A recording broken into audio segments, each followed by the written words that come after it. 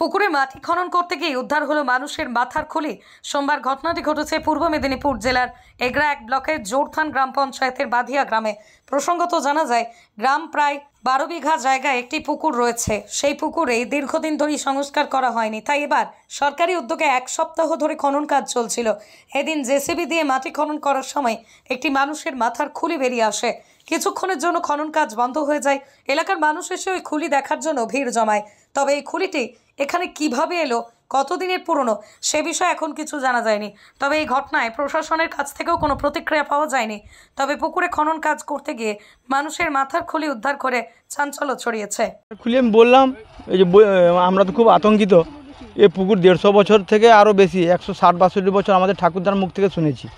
কোনোদিন মানে ওই খননের পরে আর কোনোদিন সংস্কার হয়নি। আজকে যদিও সংস্কার শুরু হলো, কিছুদিন আগে এই মাথার খুলি মাটির মধ্যে থেকে পাওয়া গেল। আমরা আতঙ্কিত, গ্রামের সবাই আতঙ্কিত।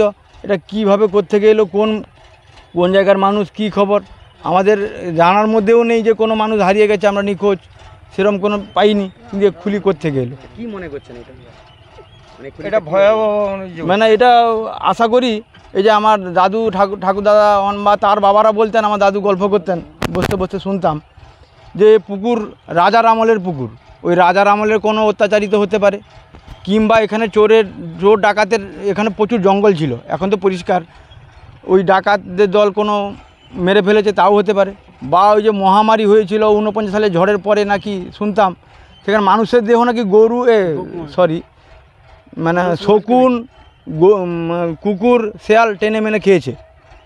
ওইখানে ওই মহামারীর থাকতে হতেও পারে। ও সব কিছু বিষয় জানার আছে। আমাদের আজকে মাটি খুলতে এই মাথাটা বেরোয়, মাথাটা যেই বেরোয় গ্রামের মানুষজনরা সব আতঙ্কিত হওয়ার পর আমরা কি ভাববো, আমরা বললাম যখন আমাদের এখানে সাংবাদিককে জানানো হোক, জানানোর পর আপনারা যা করবেন তাই হবে। এটা কি দেখে মনে হচ্ছে, এটা কি মাথার খুলি? এটা আমরা বা বয়স্ক সবাই বলছেন মানুষের মাথা হতে পারে, সঠিক আমরা বলতে পারছি না কি মাথাটা।